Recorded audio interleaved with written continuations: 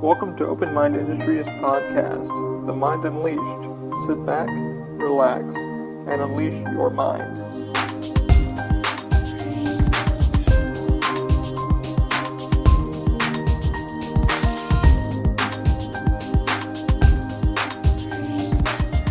Hey guys, welcome to The Mind Unleashed, episode 14. You're here, you made it, how are you? I've wanted to do this one for a while. This is going to be an episode about the theme parks, pretty much Universal and Disney in general. Maybe a little SeaWorld tips and tricks. I really don't go to SeaWorld too much, or Busch Gardens, because it's kind of out of my way. But these are some tips and tricks that I prefer, or I would recommend some tourists using if you're coming in for the first time at the theme parks and you're used to Six Flags, what have you. These are just kind of tips and tricks that you should know would save you some cash, time, effort, and the theme parks pretty much. It's kind of like some secrets. I won't be giving away too much insider secrets, sadly, because of security measures and stuff like that.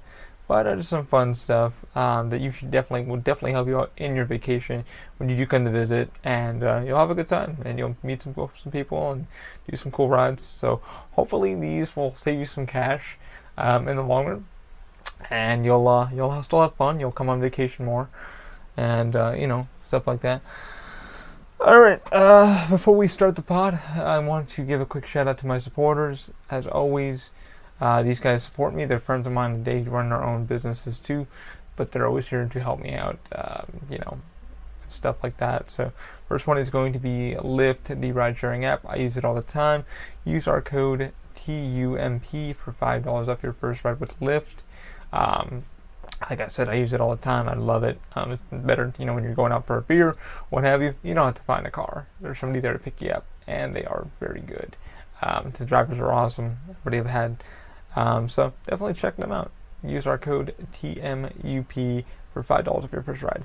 Also check out Diagon Alley Studios, Daniel Weisenberg, a good friend of mine. He does professional drone shooting, drone certified pilot. He does everything from residential shooting, any special occasions, weddings. Also does headshots. If you're an actor in the Orlando area, you're trying to get some beautiful headshots done, check out Daniel. He's really, really good. He's a phenomenal filmmaker. Check him out at Diagon Alley Studios. Use our code OMI for 5% off when you book your next project with him. Also, he works with Weiss. Check out Weiss Productions. Weiss Productions does weddings, any special occasion, photography, digital photography, high definition shooting, stuff like that. He's getting pretty booked up now, so if you guys just want to check him out in the Orlando area, he's going to be going to Jamaica pretty soon. He's got a few more gigs coming up. Kind of getting really busy. Use our code OMI for 5% off when you book with him. You check out weezproductions.com for that. All the links will be down in the description. Alrighty guys, welcome to the pod. Thanks for joining us. Now that that's all out of the way. So in this episode I'm going to talk about the theme parks, Universal and Disney in general. So tip number one that I would highly recommend everybody doing is know how to start your day with Universal. Now, Universal and Disney do have security checkpoints, and to get your stuff through that immediately and quickly when you come through, expect to pay. First thing it's going to be is to expect to pay for parking. Parking is going to be about $20 for both parks. Either park you go to, it's about $20. The good thing about Disney is once you park, you can hop on the monorail, the bus system to get to each park you want to get to. So choose for your park wisely, because if you're going to be leaving the parks, you want to make sure, like, shit, I can get out of there without having to worry about the fireworks or what have you, and get to your car. Remember the spot you parked in. So just heads up over there, pick the park you're going to go to and you want to leave. Like, that's the park you're going to hit last and get out. So usually it's like Magic Kingdom. Magic Kingdom is a clusterfuck to get out of at night if it's your first time. You haven't done the fireworks, you haven't seen the certain firework systems over there. But just choose wisely what park you're going to do and expect to pay that $20 unless you have an annual pass holder with you or somebody who is a cast member or what have you, to give you a bit of a discount, free parking there. I believe they're doing, I'm not sure exactly, we went there the other day and to ride the Flight of Passage, the Avatar ride, which I'll talk about that later on. But that's I believe like after 5 o'clock or something like that, they do offer free parking. but you do have to pay to get into the park. Don't hold me to that. I'm still new to the whole thing. My family does work for Disney. I'm still learning that whole sequence. If they're living here so many years and not having an annual pass, being able to get in for free and stuff like that. Universal, because I do work there, I know a little bit more about that. So Universal, same thing. Expect to pay the $20 unless you have a person that works there. They can get you through free parking, but don't beg. So like I said, if you're coming to Florida, what have you, just expect to pay that $20 fee to get into the parking structure, and you'll be getting into the Universal side of it, which is City Walk, which has your nightclubs, your AMC theater, your food, your drinks, stuff like that, and Margaritaville and stuff like that. People that really want to check that out, and your shopping and stuff like that. Disney Springs is kind of like the equivalent to City Walk. That is exactly free parking. Just remember, when you got to eat and drink, you're paying for all that. So just be heads up. After, I believe, 6 o'clock, Universal has offered now, like about a year ago, they started it because they want more locals to show up. They're offering free parking after 6. So if you're planning on staying at a hotel or what have you, or you're just staying off property, just know after 6 o'clock you'll be able to get free parking. So you'll be able to hit the nightclubs, you'll be able to go to AMC Theater, you'll be able to do a few things if you don't want to stay on the I-Drive in Orlando here. Okay, now that parking's out of the way, the second thing I recommend, like I said before, is security. Expect to go to security. It's just something you're going to have to do. Universal is a little more set up, I think, probably the best than Disney. And let me go into that. Being working for the theme parks, I'm not going to give too much security secrets away, but the best thing I would do is you're going to have to go to the metal detector. Now, what you want to do is make sure somebody is dedicated to hold the bag or, pack for the day. Don't overly pack. So have your camera, your gear, your stuff like that you are going to bring in. Maybe if you got a Harry Potter one, make sure you keep that all in one area. That way they can just put it through the scanner really quick and you're in and out, not with life. Now, if anybody has cell phones, cameras, keys, stuff like that, do what you do with the TSA. Okay, pretty much keep everything in this Ziploc bag. Cell phone, keys, what have you, change, wallet, stuff like that. So you can just slide that right through the X-ray scanner and you're in and out now with life. You get wanded down real quick, they're going to check you real quick at Universal. The good thing is you're in and out with seconds. Just make sure, that'd be the best thing to do, is I usually have all my cell phone, keys, stuff like that in a Ziploc bag, and I bring it to the scanner and they're going to give me a quick wand and I'm good to go for the day. It's one time only. You'll have to, and if you leave the park, you have to redo it again. So every time you leave the park to go to your vehicle out in the parking structure or what have you, you'll have to go back in. There's no ifs, ands, or buts about it. You'll have to keep getting rescanned. Disney, on the other hand, sadly, the way that they work, if you're going to go to Disney, you're going to go through a bag check at any one of the parks, and then you're randomly selected at random to go to the metal detector. It's a pain in the ass. So you may have your bag checked. Make sure, like I said, to carry light over at Disney and carry light at Universal. Make sure there's somebody with a dedicated bag if you're bringing lunch or, just bottled water and stuff like that with you. You have somebody there just to, have one bag dedicated. So you're not carrying a shit ton of bags around the park, because it's a lot to walk and weight-wise. So you'll be waiting in line, you're like dragging your bag, you're like, oh, fuck. So plan lightly. If you're bringing a few food or drink, it does it gets crazy over there, especially when you're in line. It's the heat and you're just doing your thing. So plan lightly. Bring one bag with you, a backpack to have your camera gear, your extra batteries for your camera, GoPro, what have you. Disney, there is no selfie sticks at all. Do not bring a fucking selfie stick. They will confiscate it or ask you to leave it in your fucking car. So do not bring a selfie stick over at Disney at all. They don't allow it at all. Universal's kind of hit or miss. We do allow it. We don't allow it on rides. Be very careful there also. If you're being a nuisance, they will ask you to put it in the vehicle. That's just the things I saw from where I worked there. So, like I said, with Disney, you're going to go through, they do a bag check. That's every freaking park.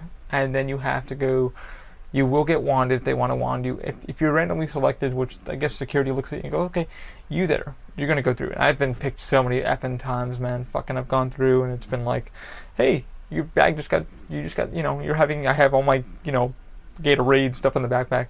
But guess what you got to do now? You got to take it all back off, put it in a little thing here, and now walk to the method we can wand you real quick. And I'm like, we couldn't figure this fucking out 2 minutes ago. I couldn't have just, had everything all set. You guys can just scan me and get me done. That's one thing I prefer. I prefer Universal's way they do it. because you know you're going through the middle of the sector, you know you're ready to go, you're amped up, you're like, all right, I'm cool, I'm ready to go, I'm in and out now with life. I don't have to get checked anymore, I'm cool for the day, I have my Gatorades, I'm good. But Disney, like I said, each park, if you're planning to do each park, a day hopper, be warned, you're going to be doing this consistently. The whole family will be doing this consistently. It is random, as they call it, randomly fucking selected. I don't believe it's randomly selected, but just as a heads up, be ready for the rescreening if you're going to each park. So just get ready for that. Okay, so now that you're in the park, okay, there are a few options there also. At Universal, there are 3 parks. There is Universal Studios, there's Iowa, and there is Volcano Bay, the new water park that they're still kind of completing, but it is officially opened. And heard some mixed reviews. If you guys have read the Trip Informer, stuff like that, it's a decent looking park. I have plenty of friends who are still working on some of the props for it. It looks amazing. I had to work over there a couple of days ago, or a while back, and yeah, I'm pretty excited when things are going to be functioning properly. And some people are saying they loved it. Others are saying, wait. So I can't officially go in there yet myself. They blocked out our stuff, so that it is what it is. Oh, and we also have City Walk, but City Walk is a whole other entity. Like I said, it's your nightclub, stuff like that. So it's pretty much three places you can go inside the Universal area that give you that full experience. So now that you're in Universal, you'll get your pass. Plan on what you're going to do when you get to the parks. Okay, so which park you're going to use, how many days you're going to stay there, yada, yada, yada. That way you'll know, okay, I want to start at, or ask an attendant, because most people, when they get to the parks, the misconception is, okay, I want to do the Harry Potter. Now, there are 2 Harry Potter areas. There's the Diagon Alley, and then there's the Hogwarts Castle, which is the Hogsmeade, where the 3 broomsticks are and stuff like that. So you'll be going to Hogsmeade, and Hogsmeade will be on the other side, Iowa. That is the castle version of it. So that is Harry Potter's full experience. Diagon Alley is more the first movie on where Harry gets his wardrobe, he gets all the Gringotts Bank, stuff like that. And there is a way to get over there, so if you want to do the full experience, I recommend going to Universal first and doing the train, hit that Gringotts area, really get your photos, the night bus, stuff like that, and downtown London, and then head over to take the train. There are 2 different variations. There is the train that takes you over. It's a completely awesome experience. And then the ride back from Island to Universal is really cool too. So it's 2 different variations. So make sure you plan your day with that. If most people get misconceptions, I want to go to the castle first, so I want that. If you're a Harry Potter fan, do Universal first and definitely head your way over there so you kind of get a full immersion of what it is. Also, if you are staying on site with Universal, okay, you'll have, some people do get what we call a early park admission, which is only about 45 minutes. You're let in, but you're only we hold you for about 45 minutes. Usually they'll have things set up for you so you can follow through and go to the Gringotts area, which is probably one of the biggest things we have, or Jimmy Fallon, which has just opened up also. Be warned, it's what they call a soft opening. Not everything is open. I've had some people bitch at me a lot in the morning because I open the park a lot, stating that, hey man, I paid $80 for this, why aren't you letting me in the park? You are in the park, however, you're going to follow the path that we directed for you, unfortunately, because certain things aren't ready yet. The full park doesn't open usually till 9 o'clock, so make sure when you get in the park or you're checking your map, when you're doing this vacation thing, you're just checking your hours. You're just checking that, hey man, the park's going to be opening at 9 o'clock. We understand some people have a character breakfast, stuff like that, set up. Unfortunately, some of that times are going to be variation depending on what the park is doing. If they're ready for you just yet to go down that area, there's somebody there waiting for you to, guide you to that area. And usually you just point at one of us and we can usually take you down there, depending if it's ready to go yet. But that's a misconception I get. Say, hey man, I paid my $80. Why aren't you letting me in the full park yet? Thing is, you're only allowed in for a few more minutes earlier than most guests. Just be wary of that, and please be kind to the employees that are trying to help you out.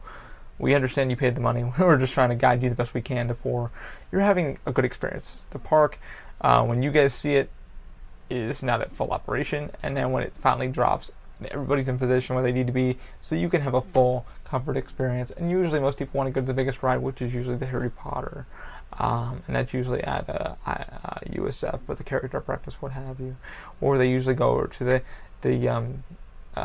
Three Broomsticks, which is over in Iowa. So just be worried about that, worry about that. Disney also does it. It's called Rope Drop. Rope Drop is going to be for hotel guests only. They're probably given about an hour, and it's only a few rides that are open. It's not the whole park is open, unfortunately. So it's what they call Rope Drop. It's about an hour for hotel guests only. You need to show your hotel key, and then you'll get into the gates, scanned in, and you're good to go. But also be wary that not many things are open either, and they direct you to where you need to go. So just be wary about that. Make sure you're picking your hours and what park you're going to be doing, what times they close. Also, for both parks, make sure you're finding out if you're ever coming to the parks. If you're planning your vacation, AAA can tell you some garbage things. A lot of people go through AAA to get their tickets. It is a bit cheaper. Definitely don't do the flea market thing, man. If you're going here to Florida and it sounds too good to be true, usually it is. That's one thing. I would not do the flea market buyers. They're getting a big percentage of what they definitely go to the park, deal with the park in general, or deal with AAA, an honest to goodness vendor of tickets for Disney and Universal. Do not get screwed out of money. I have a story about that. A party of 6 or 8 did do that. A party of 6. Sorry, I got a text message. A party of 6 did do that. They went to a vendor on iDrive here, and they got screwed out of a good chunk of money.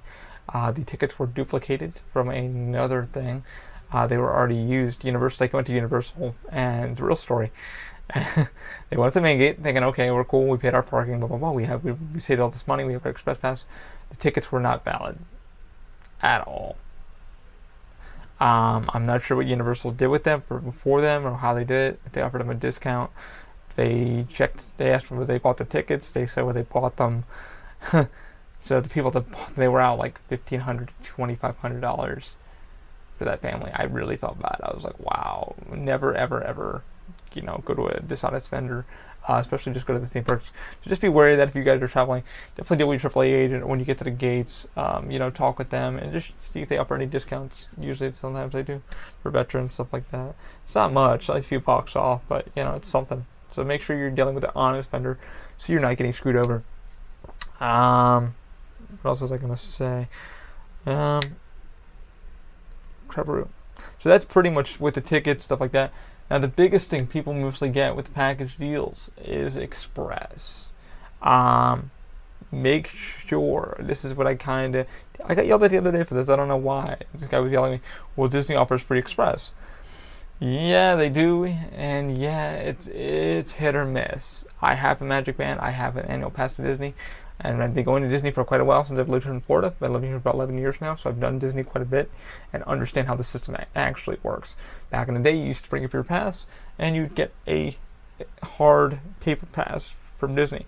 However, it would only, depending on the park and how busy it was, it would, only dispense like 1,500 tickets for that day, and then when it was out, you were effed in the A. You couldn't get on the fucking ride.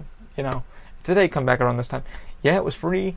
No, it's not actually free. They do add it in your ticket somewhere, and that's why the ticket does cost what it costs. So they're charging you an extra $5 to $10 for the Express experience, and that's just something I do know from a few people that work there, and friends and family that do work there. So you're being charged for the Express. Disney now offers the My Disney app, which I do use a lot.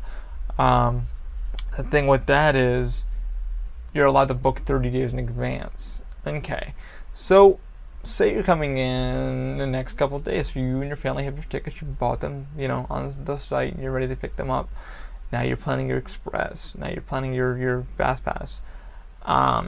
You're only allowed to choose so many per, 3 per area, and then but the problem is it goes so quickly that you might not get in. You might not even get on the ride you want to get on until later that night. They do run out very fast, so it's good and it's not good. I mean, I've had days where I've set up our day, and I was only allowed to choose 2 for that park, and then I ran out by lunchtime, so we ended up waiting for a few rides, which were a couple hours long.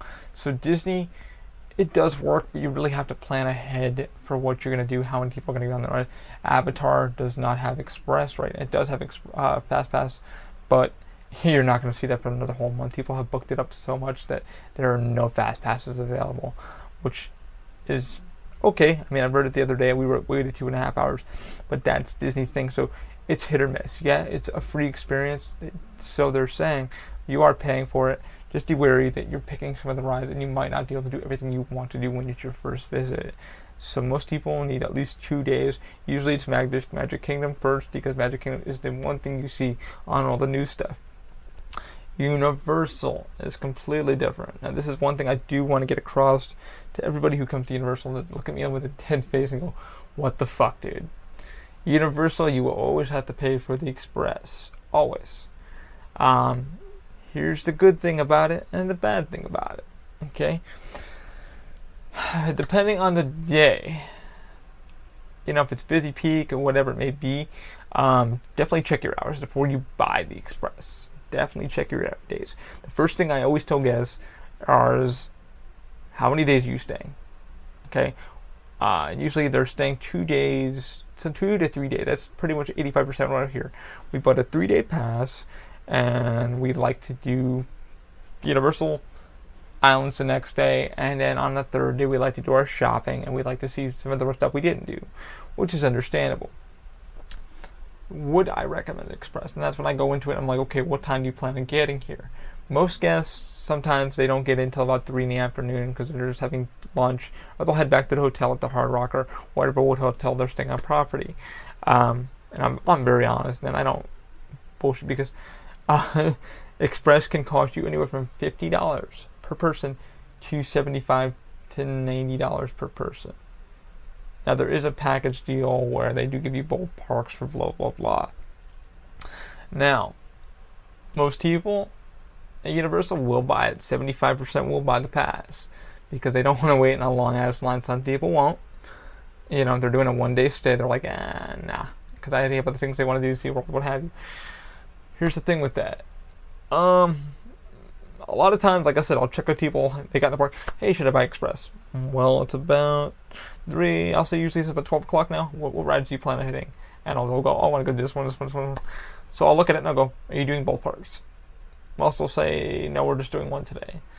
Okay, well, you've only have 4 hours to play in the park. I would highly recommend you probably don't do that. You might want to go to this ride first, this ride second, and that ride will be done. So I try to save guests as much money as I can. I know it's something my bosses don't want to hear, but I'd rather have you be happy and not give me crap. I'd rather be blunt and honest. Most of the time, most guests will purchase it. What you can do is you can get a one-time use each ride. So it's a one express for both parks. You could boop, boop, boop. It's good for one ride. So you can hop on the Mummy once, hop on Despicable Me once, Shrek once, this one once, one time only. Now, if you get the unlimited express, what most people do, I see a lot of unlimited or multi-day expresses. It's more worth it because you can keep riding the damn same ride. You can get off the ride, keep riding, keep riding, keep riding. There's no booking, there's no waiting, there's no anything. The only ride you'll have to book for now in the Universal theme park is going to be the Jimmy Fallon ride, because it is what they call a virtual queue, which means you'll go in, you'll scan your pass at the little kiosk there, and it will give you a return time to come back at the best time for you to come back. It's really cool how it's set up now. If you guys walk in there, if anybody has done it, it's amazing. It's a really, really cool experience. They kind of give you the NBC kind of, it's really cool. The pre-show is really good. It doesn't feel too crowded. They want to make sure you guys have the good experience, but it's not overly crowded, so you're not being rushed through. It used to be the old Twister building, but now it's been completely gutted and turned into in 30 Rock. So it's pretty neat. I've written it a few times. We did test ride for it. Love it. Absolutely enjoy it. I think the guys that sing in there and hashtagging it, just the way they set it up for guests, where there's chargers literally in the chairs there in the pre-show, so you can sit down and charge your phone for a little bit until your color gets called. The NBC logo will light up with your color to give you a color card. It's pretty neat, pretty cool. But that was the only one you're probably gonna do. Now that's the best part about it. You're not like when you go in, you're like, okay, I can't get a fast pass like Disney. I wanted to do a certain ride the other day. I couldn't get a fast pass until 10 o'clock that night. That was the only one available. I was like, damn. So I'd have to literally sit here all night and wait for a fast pass. Now, I'm because I'm an annual pass holder, I have the Hopper Pass. But now I have to plan around. And fast passes go so quick there. Like I said, it's not, and I have to plan around the fast passes. Because they're, like I said, free from Disney. people can book as many as they want. That's multi-parties. We went to go ride Dinosaur the other day, and that's how fun it was. We're like, oh, shit. So we couldn't... I think the standby queue, which is the regular queue, was 60 minutes, and the express queue was longer than the fucking standby. We were like... I was looking at my girlfriend, I'm like, let's just go see if we can ride Banshee. It's about an hour and 10 minutes. 110 minutes, so let's sit there. I'd rather waste the hours there and try to get on it. We did. We rode it. We got evac on the first try, but we rode it. We got back on the second one, and it rode great. I enjoyed it. Was it worth the wait? I enjoyed it. I really liked it. I really enjoyed what they did with the sequence machine and stuff like that. But that's the thing. It's like for that one, you really have to decide your fast passes. Universal, you do not. I got a hand to Universal on that one. They kind of just you pay your money, and you're guaranteed to get in each venue that you want to. Yes, it is going to be a bit of a wait, but you're guaranteed to go to the ride. You're not told, hey, unfortunately, there's only a fast pass for 9 o'clock tonight, and you might want to book that before somebody else does. There's only so many you can book in your party. So it's hit or miss. I've had friends that say they love it, but they know what they're going to hit. Like, if you're a Florida resident, you know what you're going to go on. Universal kind of has them on that because, but if you're going to do unlimited, if you want to do unlimited ride-throughs, definitely get the unlimited. And like I said, the only bitchy part that it's overpriced. It's if they go on day projection. So always go in and ask. Don't get pushed into buying it. Definitely go around the park for a little bit and ask, hey, how busy is it going to be today? Ask that's the person that works there. They'll tell you the truth. So they'll say, look at the crowd and go, it's about 1 o'clock today. It doesn't seem too busy yet because people are mostly at Volcano Bay. They'll switch over to islands or because they're doing the Harry Potter stuff, and then you can kind of switch yourself out. But never be afraid to ask because we'll definitely give you an honest opinion. I mean, I think it's a little bodegas that you're paying that kind of money. But like I said, it does pay for itself if you are doing a multi-day, two-park kind of thing. It's definitely worth it. That way you can hit all the rides you want to do and do your shopping a little bit later. You're not having to worry about not being able to get on the ride. A lot of things do go down at certain hours. That's just the way theme parks run. We are 365 days. It's just overheating, overclocking, stuff like that. So just get used to that. And that's pretty much Express in general. What else do I want to say? When you're in the theme parks, another tip for you guys, please dress appropriately. I'm not trying to be like weird. I wear tank top and shorts. The one thing I say, dress appropriately, is because wear the proper shoes, man. I've seen more people wear flip-flops and sandals who have the most biggest blisters because they're not expecting to do that much walking. You're walking on every fucking surface known to man. Even at Disney, you're walking on every surface known to man. Concrete, tiles, sand, and what have you. Wear, comfortable walking shoes or running shoes, man, because, you'll thank me later. You'll be doing stairs, you'll be doing elevator, you'll be doing a lot of crap that you've never done in a while. It's a lot of walking. People just don't take that into consideration how much walking you're doing. You're walking, sitting, standing, yada yada yada. You're not hydrating or whatever like that. But they'll go and have lunch and they'll go do something cool that they won't want to do. And just be prepared. Like I said, it does rain a lot here in Florida randomly. It's just hurricane season and stuff like that. So make sure, definitely wear a good pair of shoes. That's one thing I would recommend. And just dress for the climate, man. Something light, something you'll be all right, and you're not going to overly sweat and stuff like that. What is another tip that I want to give you guys? What was I going to say? Parking, security, all that stuff. What else? Shit. One thing I would recommend for Universal, definitely for Universal. I like that Disney does offer a little something like it. From what I'm saying, they only offer a souvenir, head, and I think it's probably $1.25 to $1.50 to refill it at a certain kiosk. Universal offers the unlimited refill cup. Now they are $15 when you buy them, I believe. I think if you buy a couple, they give you a nice little discount. If you buy a bulk of them, they'll give you a discount. The cool thing about that is it's refillable all day at the freestyle machines all around the park. What I would recommend you doing is when you're done with them for the day, bring them to the hotel with you, put them in your car, and you would have to reactivate them. Now what you do is when you come back, wash them out, bring them back for your next trip with Universal. If you're doing a 2-day or 3-day, you bring them back to Island of Adventure or Universal. They don't work in City Walk, unfortunately. So, I mean, you can go to a vendor and say, hey, can you fill it up with water? I'm pretty sure they'll do that for you. But they only work in the theme parks, Universal and Iowa. I think Volcano Bay now has them in there also around the park. I've seen a couple people walking around with the Volcano Bay ones. I think it's a whole another entity, and you might have to buy yours from there for that to work. I don't know what the whole deal is. Like I said, I haven't been over there yet, so I don't know the whole deal. But I do know about what we do for both parks. So you'll pretty much have it reactivated. I think it's about $12 or $9 to have it reactivated for the day. But that saves you so much money on liquid, such as soda, lemonade, water's free in the machine. But, you don't have to keep going around and going, shit, I'm really thirsty. I need to, I don't want to spend the fucking $5 on Powerade. You'll already have it reactivated and you can consistently get something. It does put a timer on. I think it's about a 5-minute timer. Then you can go back and get more fluid or what have you. Like I said, I have friends coming in. I'll be doing that with them. Save them a few bucks. We have quite a few souvenir cups that we reactivate and clean out every so often. That is one tip I would definitely give you guys if you're going over there. Also, another freaking tip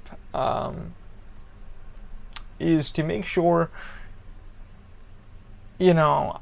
people's phones now, you take a lot of photos, shit like that. What I would do, guys, like what I do for my theme park experience, I brought brother to Disney the other day. I bought a solar charger about a year ago, and I use it for when we have hurricanes and stuff like that. I'll have it pre-charged. It's got a solar panel on it, and it's got a 6-bank of batteries in it that are inside that charge also. So it has a pre-charge, and then it can solar charge when I'm out and about, yada yada yada. So I don't have to find a plug. My cell phone here has a charge case. This is an iPhone 6. It's got a little charge case on it that I use consistently. I haven't hit the button yet on it to charge my phone. So I actually have about 3 batteries on me consistently from in the theme park. This charge case lasts me about a day and a half, so I can get about a good 2 days out of my phone if I do use it correctly. I use live stream with it. I freaking Google with it. I'm in the park. I'm taking photos. I'm doing anything I can. Because the problem is, you have to run around and find a plug. And most things in the theme park, they don't want you plugging in your phones for safety hazard, fire hazard. I've broken some dude's iPad 2 years ago. So Disney, it's really hard to find a plug station, stuff like that. The best part is I don't have to stop. I can literally have my solar charger hanging outside my belt, getting energy, still charging itself.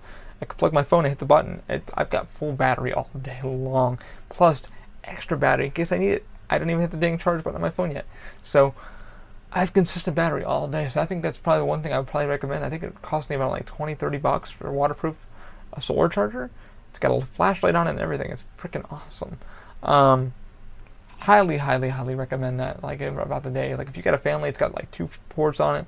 You can charge your iPad, stuff like that. That way you can go about your day, wait in line, charge your phone. You're not looking for a damn plug. That's one thing I would highly recommend for some people. Most people are like, what the fuck? Why can't I plug my phone in? And I'm like, dude, it's just fire hazard, safety hazard, stuff like that. A case in point, I had a guy who plugged into his iPad Air when iPad Airs came out into one of my shows, and I ended up breaking. I was talking to one of my techs about the show real quick about audio show that we had. Went to go walk in, he plugged it on the side and left it on the staircase that we have. I didn't see it. I was just reacting to what I had to react to with guests. Stepped on it, broke, cracked his whole entire screen, everything. My steel toe boot. And I said, excuse me, anybody, left their iPad here? I felt bad. It was a Brazilian dude. I was so sorry, but I was just like, dude. He's like, you pay. I said, no, I didn't tell you to plug your thing in there. I didn't tell you you could. I didn't tell you couldn't. That was on your thing, and you shouldn't have it there. It's a live door. You should know that. I didn't pay for it. Universal didn't pay for it. That was his mistake. Always ask us if it's an emergency. Ask us. Don't be an asshole about it. Usually we're really nice, to people. If it's in a case of an emergency, like an ECV dies or whatever, and you need to plug your damn chair in, we will make an exception to help you out. But don't beg. Please don't beg us. And if we don't understand your phone, you've been taking a lot of photos. We know. But there are cases like a point, get a solar charger or a battery case. There's some really cool ones that I actually have that have given me like 2 days of battery. It's got enough battery that I can actually charge like 50 things off of it. Legitly, I have like a bank that I just carry with me. That way I'm not going to find a plug. I mean, I can wait in goddamn Avatar for 2 hours and go and surf the web or play my game, and I'm just like, everybody's like, how did your phone not die? I'm like, oh, I already have a battery waiting for me, like charging in my pocket, which is beautiful. I mean, so it just helps you not try to find a plug and you're ready to go for the ride. So you're not stopping and you're not looking for, oh, your plug's broken and what have you. So that's just one tip I would highly recommend. Stuff like that. I think that's all the good stuff I would probably recommend, like around the park, and just, you're going to be getting to the parks pretty good. Like I said, just know when you get in the park, just know the hours of operations, stuff like that. That way, I get a lot of that all the time also, and, people come up and they go, what time's the park close? The park closes at, 9 o'clock tonight. It literally closes at 9 o'clock. Universe closes at 9. And most people go, hey, man, why does the show close early? Well, the show takes about 25 minutes. Doesn't get out until about 10 minutes before the park closes. So if it's an 8:30 show, 8:55, 5 minutes to clean it, to get us to close the doors, get the venue. We have to get we have a crew in there. Our technicians have to turn the lights on, clear the stuff up. So that's the hidden tip on that one too. The park does stay open until park closed, so the rides will stay open until then. And then once that that magic number, the 58 or the 59 of the hour, it's time to park close, we cut the lines up and we get ready to shut down the building. We have a crew that comes in and they clean that park up. They power wash, they spray, they take the machines apart, take the coasters apart, put new wheels on, and you guys enjoy the rest of your day. But that's pretty much all the good stuff. I mean, like, literally security is easy to get through, and just like I said, the fast pass thing is the one thing I usually get, like, oh, fast pass, and it's like, okay, well, yeah, Disney offers it, but it doesn't really work how it should work. Universal, I think, has a better option than that. Also, another thing, Horror Nights is coming up for those who are going to Horror Nights. Good luck, and a few of my friends that are going to use characters this year. Should be fun for you guys. If you are going to Horror Nights or you're going to the Blue Man Group, know that it is a separate pass when you guys go inside. Most people are like, hey, does my Universal Pass for the day work here? And why are you guys closing early? So if you guys are coming up during the Halloween Horror Nights, which starts around September-ish, I think September 18th-ish, through October 31st, please note we'll be getting the park ready, and it usually shuts down around 5 o'clock. We'll clear the daily guests out. It's not my opportunity. Security does that. They do have pre-loading gates. If you have a separate pass for Horror Nights, you'll be checked, scanned, and you'll be brought back in. You guys can wait and chill and relax. And the park does close early. So remember, like for Halloween Horror Nights, it does close early. Express is much different. They only allow Halloween Horror Nights Express, which is a little more expensive than usual. Usually can be around $75 per person, depending on the day. The weekends are more horrible. They're about, I think last year was about $100 per person for the Express, about $150 per person on a Saturday night, peak night. It was expensive. People were like, I just spent blah, blah, blah. Like, we understand. We know. But just know, coming up, Halloween Horror Nights is coming up, and Gubba. If you don't like horror stuff and you don't like crazy drunk stuff, you don't come. But if you're into that kind of stuff, this will be the last year of Bill and Ted. If you like going out to all the cool restaurants on the time, having some nice drinks, feel free to come on down. Check us out. It should be fun. Today we had the eclipse, and it was pretty interesting seeing all the guests actually stop, bringing out their phones that are, their shoulder glasses, checking it out, or like grabbing us, or like, check it out. It was pretty cool. Got a few good, awesome photos as we were out at work today. So, yeah. I mean, that's all the tips and tricks that I would definitely give. Definitely, like I said, come prepared. Don't wear sandals, flip-flops, shit like that. Oh, God, another good one. If you guys are, just coming in and you don't want to get a sunburn, please, for the love of God, if you're going to spray yourself down with sunblock, watch who you're spraying it around. I've seen people get punched right in the face for getting another guest in the face with the spray. They just don't realize where they're standing. Just do it someplace where there's not that many people, and just be polite. Honestly, just be polite, or you're spraying it. It gets in everybody's mouths, and you're like, I had it the other day. Somebody got it, and I was like, dude, what the hell are you doing? You know. And the guy kind of apologized. Like, oh, I'm sorry, I didn't see you there. Like, dude, just check where you're going. Maybe go into a corner or just someplace where you're not going to get on another person. But definitely just be polite about if you're blocking yourself and stuff like that. Just, be cool. What else? That's pretty much all the good stuff. I mean, like I said, just know your hours of operation, and another thing, just be nice to the employees, man. The employees are there for you guys. We do long freaking hours for you guys. Most of us are doing turnaround time, which means we're closing at park close and we're back at work by 8 o'clock in the morning the next day. Freaking exhausting. I have done that so many times. I've closed at like 10 o'clock at night. I had to be to work by 9 that morning. So I got right back home, slept for 2 hours, and came right back at it. And I was like, oh my God, what was I thinking? And the guests were like, you don't look happy. I was like, just very tired. We love you. We understand with you. If you're cool with the employees, they're usually cool with you. Usually we can do a little something for some people. Trust me, we understand what you guys are going through. We know what you guys paid to get it in the park. It's our job to make sure you guys have a great time, and another thing, I really, please, for the love of God, if you guys are coming to the park, please know your child's height, okay?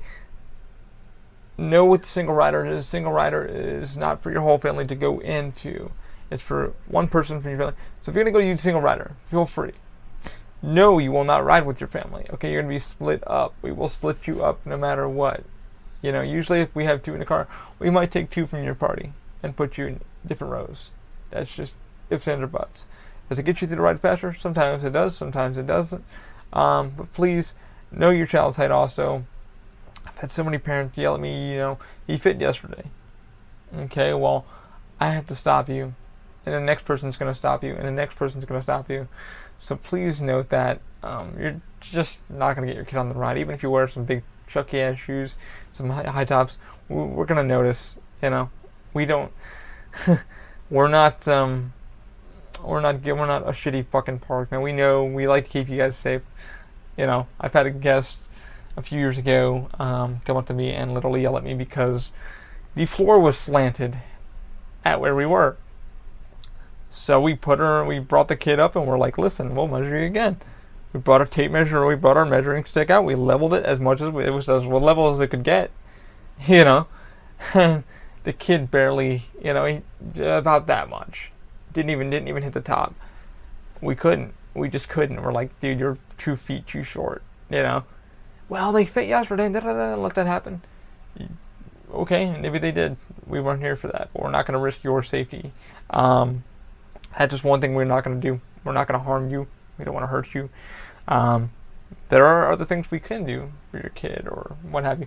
But please, for the love of God, know the height requirement. Know what you're supposed to be doing. And, please, because it screws up the people in front of you, the people that are trying to ride. And, your kid's not going to hit the major requirement. It stops the whole ride. It stops every employee that is there trying to help you out.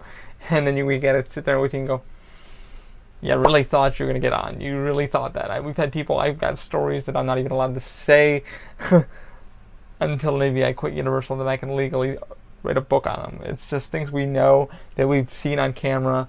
We have cameras everywhere in the damn park with high definition cameras, pretty high def. And, oh man, just the things we've seen. But please, for the love of God, be safe. Know your child's height requirement. And we're just trying to protect you. Like I said, the story that I do have that I do want to give away is a Make-A-Wish came through a couple years ago, and the father, mother, daughter, really nice family. They were real sweet to me, but after I spoke with them, they were just not having it, man. It's been a long day. They couldn't get her on ET. She was in a power chair, stuff like that from Make-A-Wish, and he was just like, he's like, we can't get her on or anything. This has been a really rough day. We understood. I did, so I stopped him. I'm like, dude, one disabled person to another disabled person, we could put our chair on it. It's going to weigh the ride down a little bit. We can't do that. It's just the way the ride vehicle works, blah, blah, blah.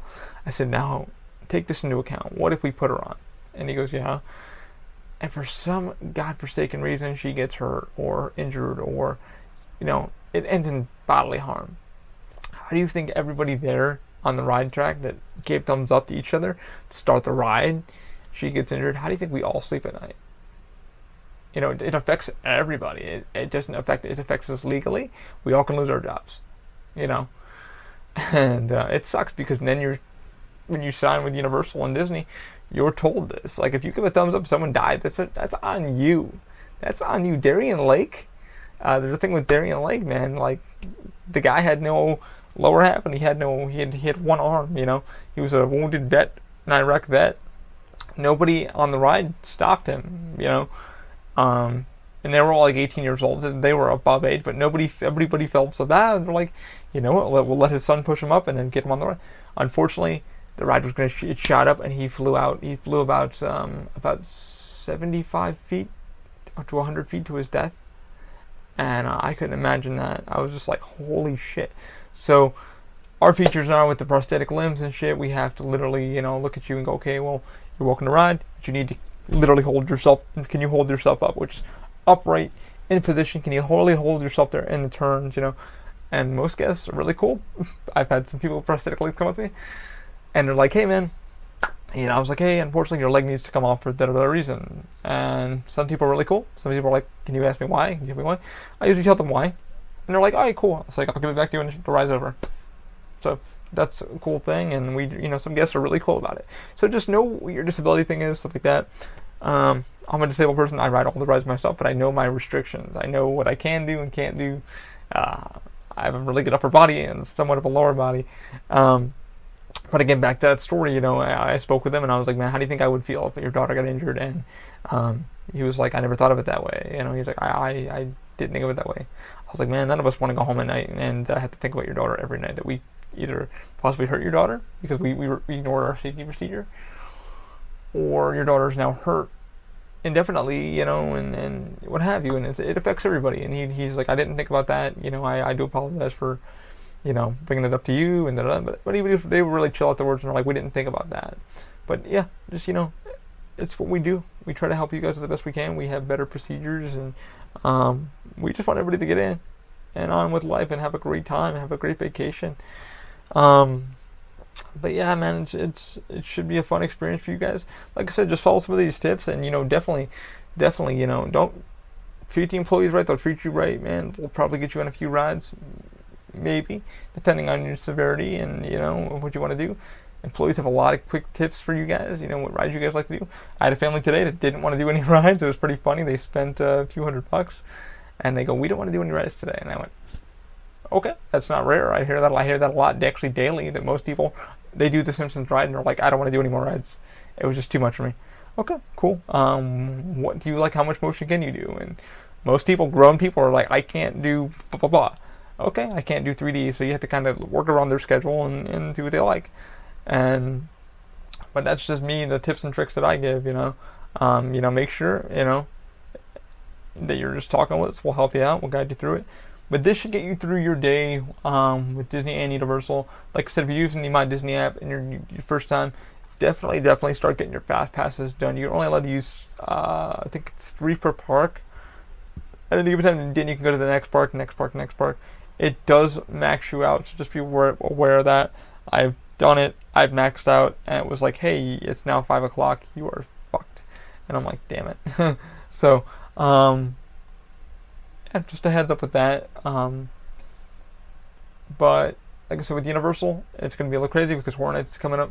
So just be aware, by September 18th, I think it is, when we start Horror Nights. Just get ready, because Horror Nights is coming. The park will be closing a little early.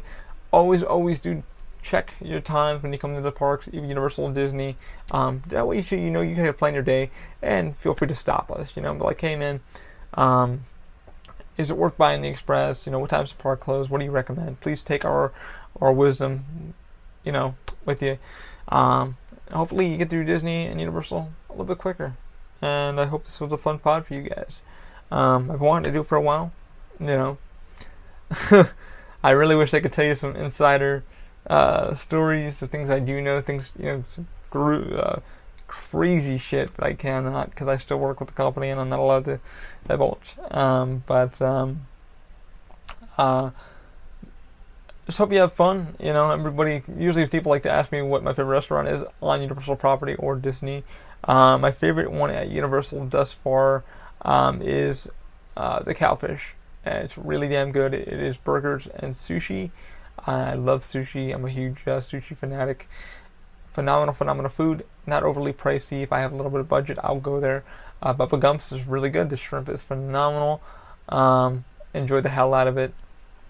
Another one that I do like to go to, actually, is the Bread Box. The Bread Box is actually going to be upstairs.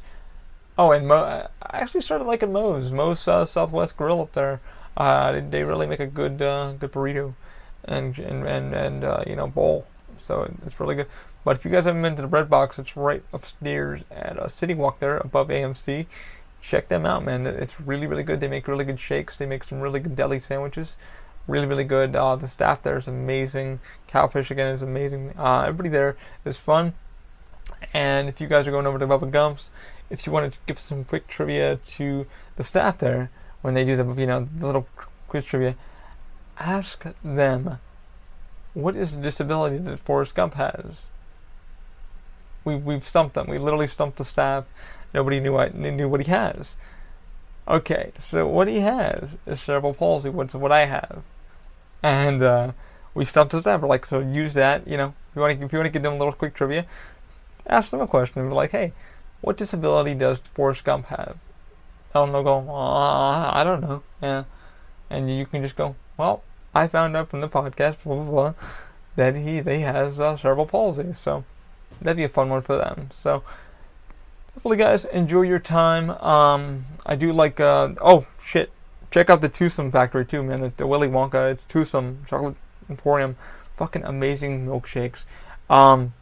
Heads up, if you're going on there, if you're going to an AMC theater, you cannot bring outside food. There is not a bathroom. There is a bathroom in AMC, but the closest one is going to be next to Starbucks in City Walk. So just be very wary about the milkshakes over at the Twosome Chocolate Factory. You're welcome to bring them in the park.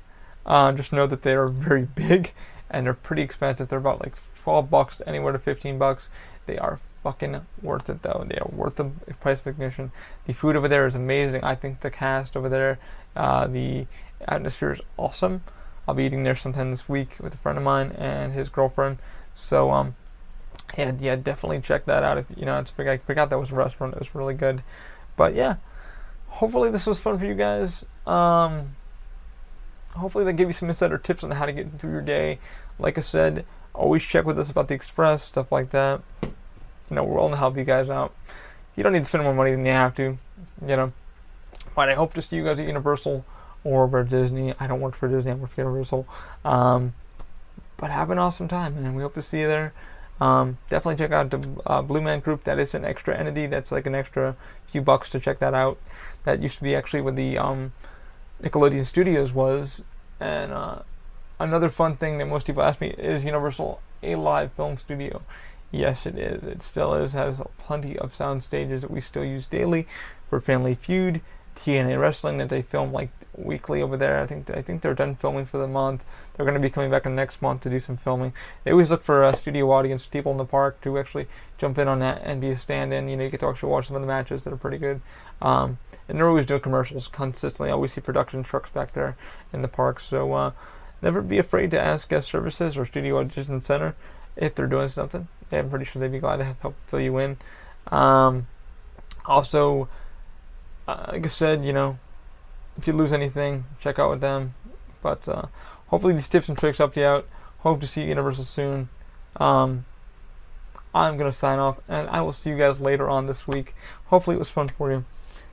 And always, guys, have a good one. Keep an open mind. I will see you later. See ya.